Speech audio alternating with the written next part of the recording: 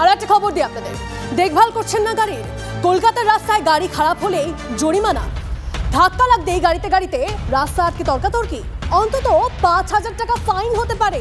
যানজট কমাতে নতুন নির্দেশিকা কলকাতা পুলিশের। এজেসি বোস রোড মা উড়ালপুলের জ্যাম নিয়ে তিতিবিরক্ত পুলিশ। তো এটা গাড়ি আছে, কি করে হয়ে যাবে তো কেউ বুঝতে পারবে না। একটা গাড়ি আছে, গাড়ি কবে কোথাও ব্রেক ডাউন হয়ে যাবে কেউ জানে? আগার ব্রেক ডাউন হয়ে গেলে তাহলে ড্রাইভারের কি দোষ? গাড়ি তো খারাপ হতেই পারে, একটুখানি লাগতেও পারে কোনো সময় ওইখানে, তাহলে আমাদের অনেক অসুবিধা হবে। তো গাড়ি তো আর আমরা জেনে বুঝে তো খারাপ করবো না স্যার। যদি হঠাৎ করে যদি হয়ে গেল, গাড়ি যাচ্ছে হঠাৎ পাংচার হয়ে গেল, সেটা আমি ড্রাইভার তো কোনোদিন জেনে পাংচার করবে না।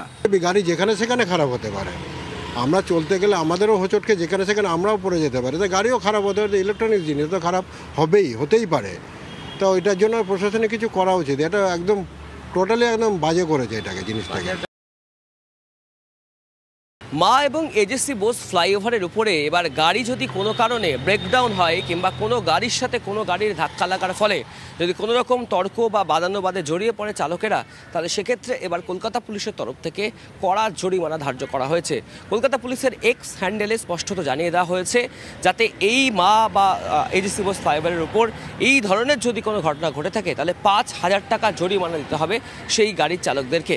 তবে কলকাতা পুলিশের এই সিদ্ধান্তের পরিপ্রেক্ষিতে কার্যত যারা চালক রয়েছেন বা যাদের নিজস্ব গাড়ি রয়েছে, গাড়ির মালিক যারা রয়েছেন, তারা কিন্তু বেশ কিছুটা হতাশ হয়েছেন। কারণ তারা যেটা বলছেন, গাড়ি হচ্ছে একটা যন্ত্র, যে কোনো মুহূর্তে যে কোনো জায়গাতে গাড়ি খারাপ হতেই পারে।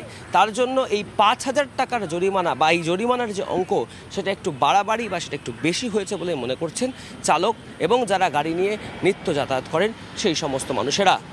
ক্যামেরায় বিনোদের সাথে অরিত্র, TV9 বাংলা।